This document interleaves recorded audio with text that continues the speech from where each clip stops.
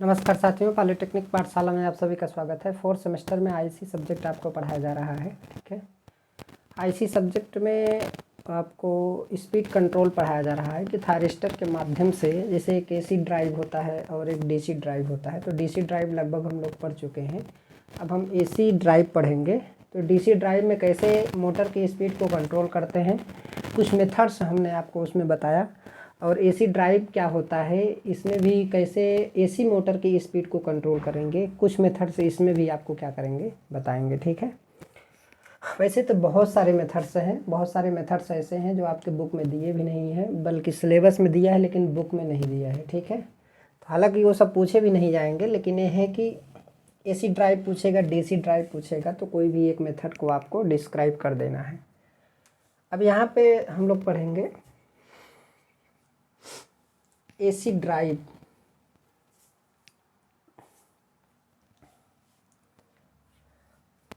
थोड़ा हेडिंग डाल देते हैं,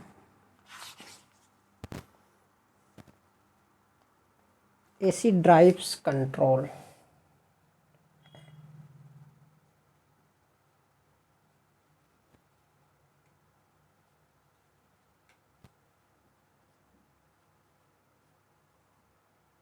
AC drives control.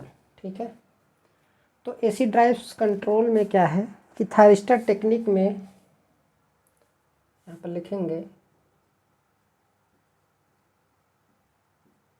Thyristor technique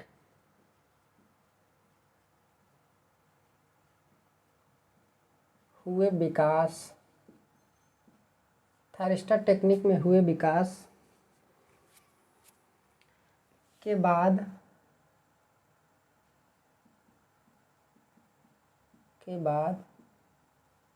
AC Motors, विकास के बाद एसी मोटर्स के स्पीड कंट्रोल में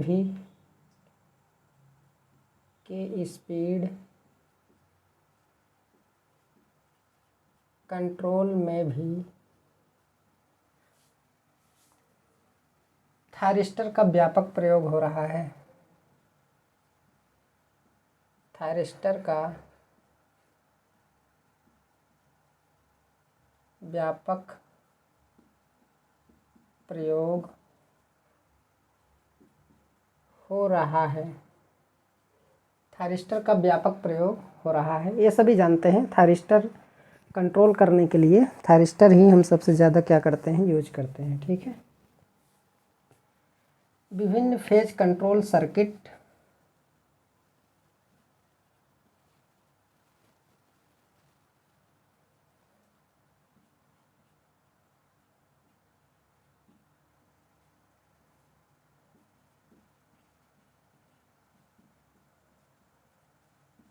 कंट्रोल सर्किट, विभिन्न phase control circuit,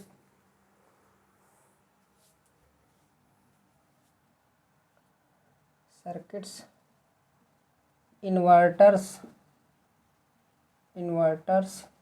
cyclo converters,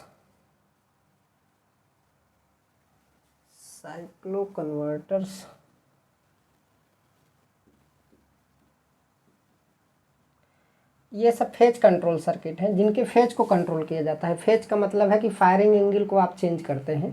ठीक है, तो उसके फेज को कंट्रोल किया जाता है, साइक्लो कन्वर्टर। उसके बाद क्या है आपका, ईटीसी की सहायता से,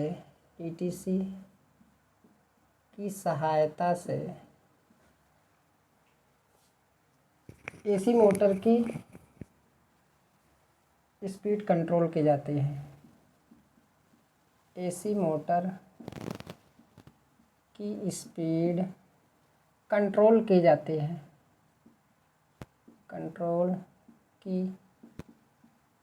है, इसमें कुछ भी आपको समझाने की ज़रूरत नहीं है, बस इसको मैं इसलिए लिखवा दिया कि जब भी एसी ड्राइव कंट्रोल अगर पूछे गया, speed control of AC technique, ठीक है, तो उसमें आपको ये लिखना पड़ेगा, थोड़ा सा इंट्रोडक्शन आपको देना पड़ेगा, फिर किसी एक ऐसी टेक्निक का आप सर्किट डायग्राम बना देंगे, फिगर बना देंगे, हो गया। ठीक है, थायरिस्टर टेक्निक में हुए विकास। पहले जब थायरिस्टर नहीं था तो काफ़ी प्रॉब्लम्स होती थी, हमारे सर्किट्स स्पीड कंट्रोल के लिए काफ़ी ज़्यादा जटिल होती थी। जब थायरिस्टर का विकास हुआ तो स्पीड कंट्रोल हमारा क्या हो गया, आसान हो गया। पीसीबी प्लेट पर इसे आसानी से डिजाइन करके जो है अच्छे तरीके से कंट्रोलिंग सर्किट का निर्माण करते हैं, जिससे हमारी मोटर की स्पीड क्या होती है, कंट्रोल होती है। जैसे इन्वर्टर्स हो गया, साइक्लो कन्वर्टर्स हो गया, ऐसे बहुत सारी चीज़ें हैं। चोपर्स वगैरह हो गए, चोपर्स तो हम लोग पढ़ चुके हैं, वो तो डीसी में आता है, ठीक है।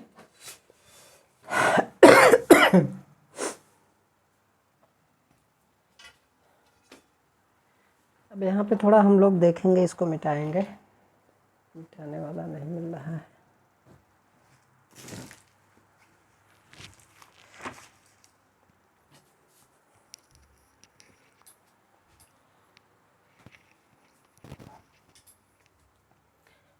अब इसका लाभ पढ़ेंगे, एसी ड्राइव के लाभ।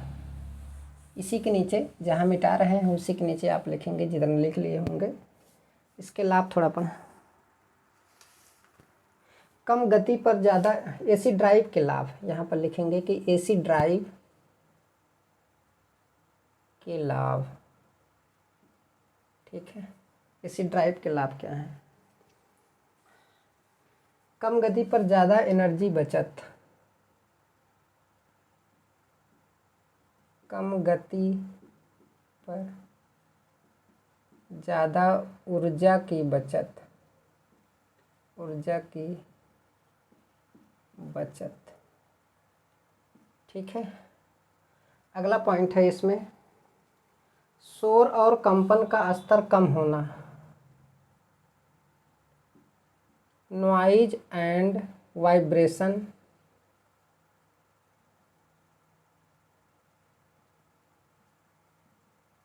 का लेवल कम होना, ठीक है।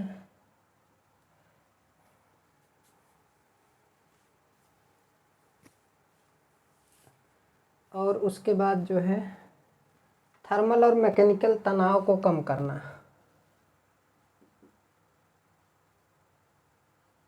थर्मल एंड मैकेनिकल तनाव को कम करना। ये सब एडवांटेज है एसी ड्राइव के। कम केवीए रेटिंग, कम केवीए रेटिंग का यूज होता है इस वजह से। हाई पावर फैक्टर, इस सर्किट यूज करने से हाई पावर फैक्टर होता है, ठीक है। हाई पावर फैक्टर,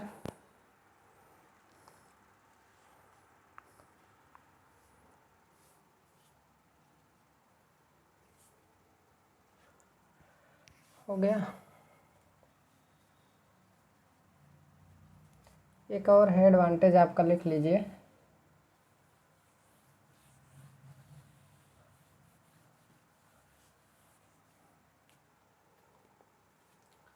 कम ऑपरेटिंग स्पीड के कारण,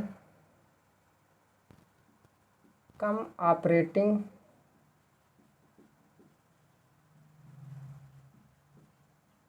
स्पीड के कारण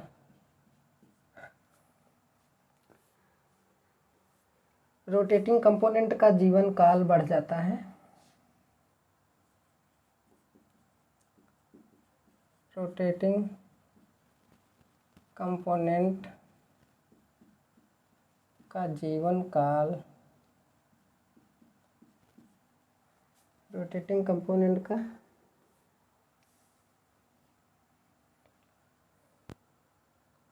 अधिक होता है। तो ये भी एक प्रकार का फ़ायदा है एसी ड्राइव से, ठीक है। तो ये जो पॉइंट ऊपर लिखाए गए हैं इसको आप लोग लिख लीजिएगा, एसी ड्राइव में आपको लिखना ही पड़ेगा इसे, ठीक है। अब उसके बाद जो है, अब जैसे ये भी एक प्रकार का एसी ड्राइव है। ये क्या है? एसी ड्राइव है, एक प्रकार का इन्वर्टर है। यहाँ पर हमारा एसी मोटर लगा है, यहाँ पर एलसी फिल्टर लगा है, और यहाँ पर ये हमारा रेक्टिफायर है, और ये इन्वर्टर है, ठीक है। तो इन्वर्टर के माध्यम से यहाँ पर वोल्टेज कंट्रोल, यहाँ पर वोल्टेज को कंट्रोल किया जा रहा है। यहाँ पर किसको कंट्रोल किया जा रहा है? वोल्टेज को। इसमें वोल्टेज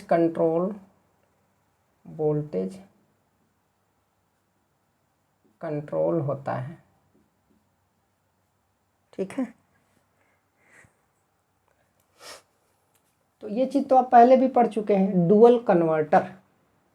तो इसमें कह रहा है कि जैसे इधर से जब हम आप एसी सप्लाई देंगे, सिंगल फेज एसी सप्लाई, ठीक है, तो ये तो हमारा रेक्टिफायर की तरह वर्क करेगा। तो ये आउटपुट में डीसी देगा, तो यल और सी जो है डीसी के रिपल्स को ख़त्म करेंगे। फिर उसके बाद ये हमारा थायरिस्टर को क्रम के अनुसार जो है आप ऑपरेट करा करके इन दोनों टर्मिनल पर उस डीसी को आप एसी में कन्वर्ट कर लेंगे। तो ये इन्वर्टर का काम करेगा। तो जब इधर हमारा एसी मिलेगा तो मोटर की स्पीड क्या हो जाएगी, कंट्रोल हो जाएगी। तो यहाँ पे थायरिस्टर के फायरिंग एंगल को कंट्रोल करके हम आउटपुट एसी को क्या कर सकते हैं, कंट्रोल कर सकते हैं, ठीक है। तो हमारा मोटर क्या हो जाएगा, ऑपरेट हो जाएगा। लेकिन उसके लिए हमें थायरिस्टर को क्रम से क्या करना पड़ेगा, ऑन करना पड़ेगा, ट्रिगर करना पड़ेगा, उसके फायरिंग एंगल पर ऑपरेट कराना पड़ेगा जितनी रिक्वायरमेंट है, ठीक है। तो इसमें कुछ नहीं है, एक आपका रेक्टिफायर है, एक फिल्टर है, एक इन्वर्टर है, ठीक है, बाकी कुछ नहीं है। Single phase inverter, single phase rectifier. बस ये है कि इसमें वोल्टेज वेरिएबल होता है, जबकि फ्रीक्वेंसी हमारी क्या होती है, फिक्स होती है। फ्रीक्वेंसी हमारी क्या होती है, फिक्स होती है। वोल्टेज क्या करता है, वेरी करता है। वोल्टेज कैसे वेरी करेगा, वोल्टेज कैसे वेरी करेगा, वोल्टेज आपका वेरी करेगा, फायरिंग एंगल को कंट्रोल कर दिया जाएगा। भाई यही तो फायरिंग एंगल है। जैसे मान लीजिए यही तो हमारा फायरिंग एंगल है ना, जिसमें यह रेक्टिफाई किया जा रहा है, यहाँ पे रेक्टिफाई किया जा रहा है। तो यहाँ पर हमें क्या मिलेगा, ऐसे मिलेगा, फिर ऐसे मिलेगा। लेकिन अब ये जो हमारा एंगल है, ये वाला एंगल, ये तो फायरिंग एंगल है। तो जब हम यहाँ पे यहाँ से यहाँ तक ऑन ही नहीं किए थे थायरिस्टर को, तो यहाँ से यहाँ तक वोल्टेज हमें मिलेगा ही नहीं। अब वोल्टेज हमें कहाँ से कहाँ तक मिल रहा है, यहाँ से यहाँ तक मिल रहा है, ठीक है। तो यहाँ से ऐसे, यहाँ से यहाँ तक मिल रहा है। अगर फायरिंग एंगल को हम बढ़ा देंगे, मान लीजिए फायरिंग एंगल को हमने यहाँ पर कर दिया, तो वोल्टेज देखिए और कम हो गया। पहले यहाँ से यहाँ तक था, अब और कम हो गया, अब इसका एवरेज और कम मिलेगा। तो फायरिंग एंगल को कंट्रोल करके आउटपुट वोल्टेज को हम क्या करते हैं, यहाँ पे कंट्रोल करते हैं। कुछ भी नहीं है। डुअल कन्वर्टर जो आप पढ़े हैं ना, वो भी एक प्रकार का इन्वर्टर ही था, लेकिन उसमें मोटर कहाँ पर लगा था, उसमें डीसी मोटर की स्पीड कंट्रोल था, तो वो मोटर यहाँ पर लगी थी, ठीक है। लेकिन हमें एसी मोटर को स्पीड को कंट्रोल करना है तो यहाँ पर लगेगा। हालांकि इसमें डुअल कन्वर्टर नाम नहीं दिया गया है, इसमें लिखा है कि सिंगल फेज इंडक्शन मोटर का इन्वर्टर सर्किट द्वारा स्पीड कंट्रोल। ये एक प्रकार की इन्वर्टर सर्किट है, वो भी इन्वर्टर सर्किट थी, लेकिन उसमें डीसी मोटर की स्पीड को कंट्रोल करना था तो मोटर को यहाँ पे लगाया गया था। वहाँ पर हमें प्लगिंग और रिजनरेटिव ब्रेकिंग प्राप्त करना था, तो इस वजह से मोटर को यहाँ पर लगाया गया था, ठीक है। यहाँ पर हमें क्या है, मोटर की स्पीड को कंट्रोल करना है, तो हम इधर से भी कंट्रोल कर सकते हैं, इधर से भी कंट्रोल कर सकते हैं, ठीक है। यहाँ पे भी फायरिंग एंगल को अगर हम चेंज करेंगे तो हमारे आउटपुट डीसी चेंज होगी। जब इधर डीसी हमारी चेंज होगी तो इधर हमारा एसी भी चेंज हो सकता है। तो एसी को अगर और चेंज करना है तो आप यहाँ के भी फायरिंग एंगल को आप क्या कर सकते हैं, कंट्रोल कर सकते हैं, ठीक है। इससे ज़्यादा इसमें कुछ जानने की ज़रूरत नहीं है। इसका एक ब्लैक डायग्राम है, उसके बारे में हम आपको बता देते हैं।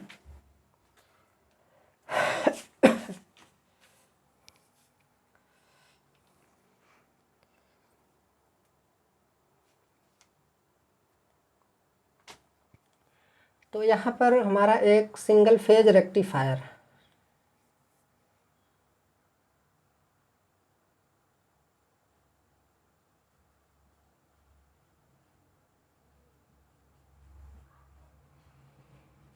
रेक्टिफायर है, फिर आपका फिल्टर है,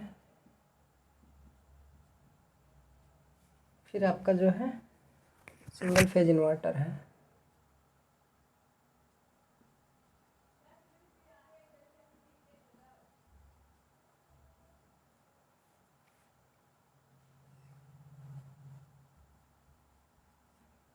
ठीक,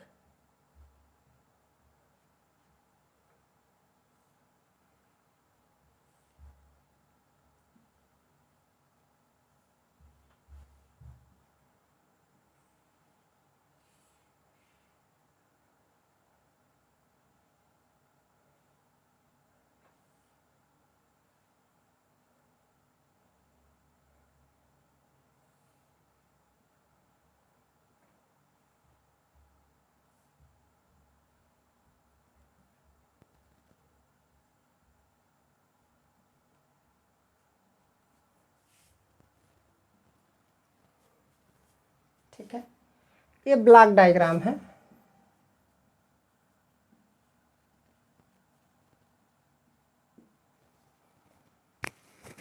रेक्टिफाइड डीसी विदाउट रिपल्स। यहाँ पर देखिए रेक्टिफाइड डीसी हमें मिलेगा ना, हालांकि सब कुछ लिखना उतना ज़रूरी नहीं है, यहाँ पर लिखा ही गया है, लेकिन इसको बना करके अगर आप लिखते हैं तो काफ़ी अच्छा होता है। सिंगल फेज एसी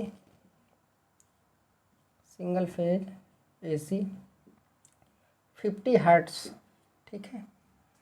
अब यहाँ पे भी हमें जो मिलेगा आउटपुट, यहाँ पे हमारा क्या मिलेगा,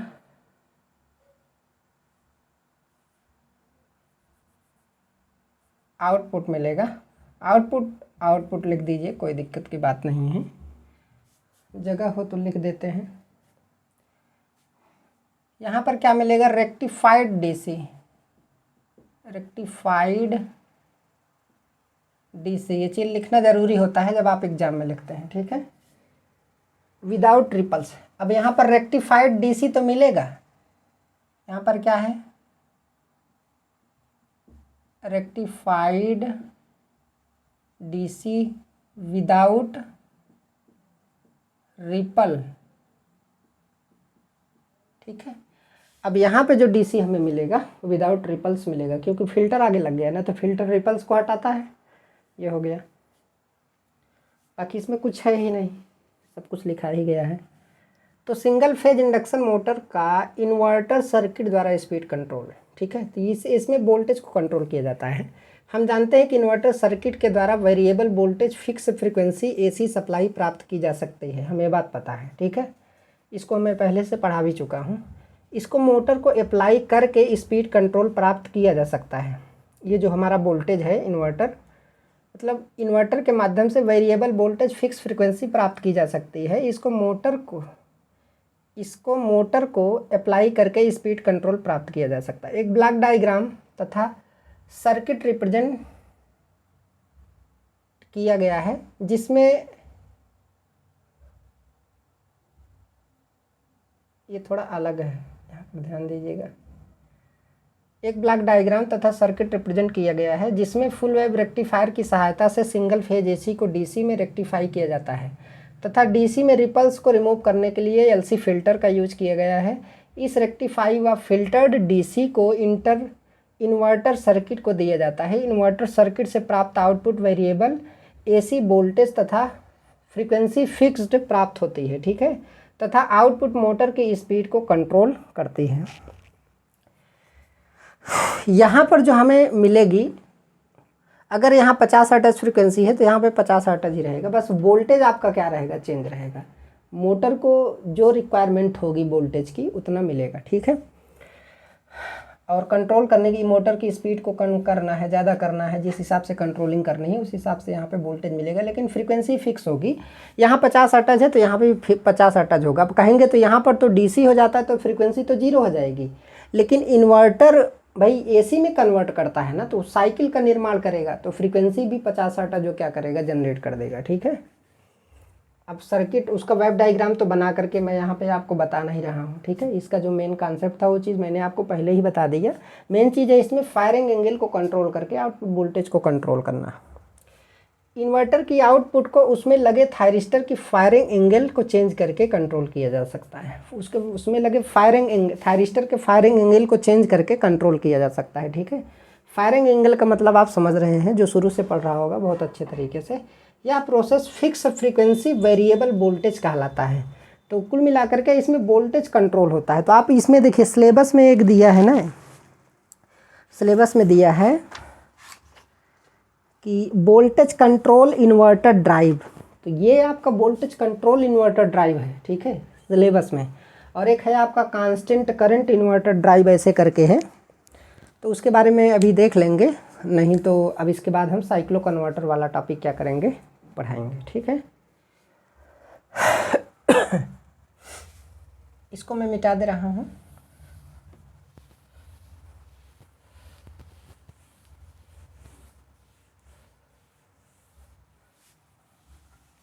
अब पहले साइक्लो कन्वर्टर वाला पढ़ लेते हैं, फिर उसके बाद जो है ठीक है।